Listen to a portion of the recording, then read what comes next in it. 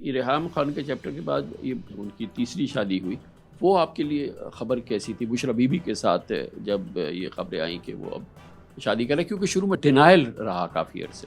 اچھا خان صاحب، یہ بڑا انٹرسٹنگ فیز ایک تھا کہ میں نے کیونکہ عمران خان کو بہت قریب سے دیکھا ہے، تو عمران خان کی جو ٹرانسفارمیشن تھی نا، from a playboy to extreme اس طرف ریلیجس سائڈ، وہ ہوتے ہوئے دیکھا ہے عمران خان کو میں نے.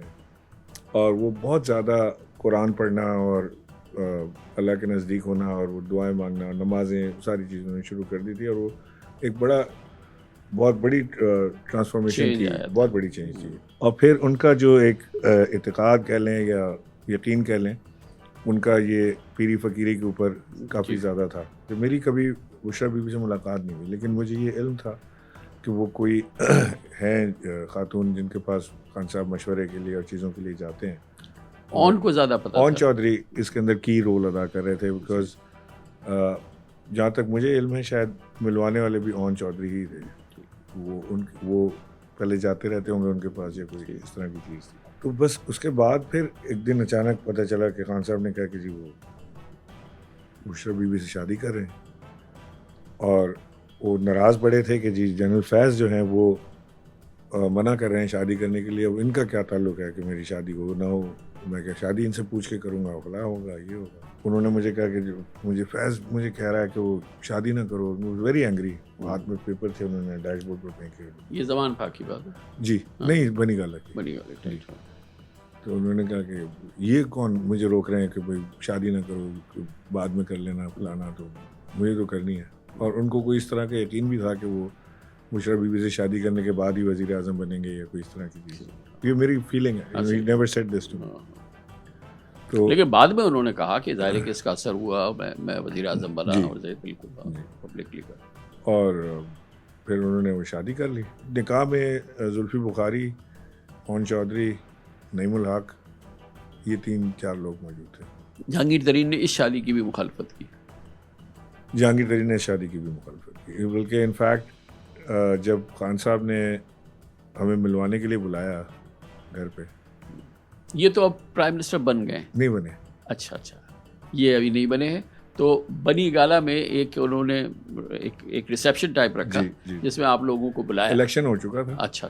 اور گورنمنٹ فارمیشن کا انتظار ہو رہا تھا. ٹھیک ہے. خان صاحب نے ہمیں 10-12 لوگوں کو بلایا. ٹھیک ہے. اور انہوں نے کہا کہ بھائی میں آپ لوگوں کو بشرا بیگم سے ملوانا چاہتا ہوں. میں نے کہا بسم اللہ. ہم ان کے ڈرائنگ روم میں بیٹھے. تھوڑی دیر بعد بشرا بی بی آئیں. انہوں نے سفید چادر کی ہوئی تھی اور صرف آنکھیں یہ کچھ سی، باقی وہ پورا کور حجاب جیسے وہ کرتی ہیں حجاب میں تھی. تو انٹروڈکشن شروع ہوا. خان صاحب نے، ہم سب کھڑے ہو گئے. خان صاحب نے ملوایا ہمیں کہ بھائی یہ بشرا بی بی ہیں اور میری ان سے شادی ہوئی ہے اور آپ لوگ جیسے جانتے ہیں. پھر انہوں نے ایک ایک کر کے انٹروڈکشن کرایا کہ بھائی سیف اللہ نیازی ہے، یہ میرے ساتھ بڑا سنسیئر ہے، یہ 12 سال ہو گئے اس کو میرے ساتھ کام کر رہا ہے فلانا. بھائی السلام. میرا بھی انٹروڈکشن ہوا. پھر اس طرح ساروں کے ہوتے کہ جہانگیر ترین کی باری آئی تو انہوں نے کہا کہ یہ، انہوں نے کہا میں جانتی ہوں جہانگیر ترین کو. ابھی خان صاحب کو انٹروڈکشن کرانے کی ضرورت نہیں پڑی. انہوں نے کہا میں جانتی ہوں جہانگیر ترین کو. تو انہوں نے کہا جی السلام علیکم. تو انہوں نے کہا جہانگیر بھائی دیکھ لیں میں آپ کے لیے سفید چادر پہن کے آئی ہوں.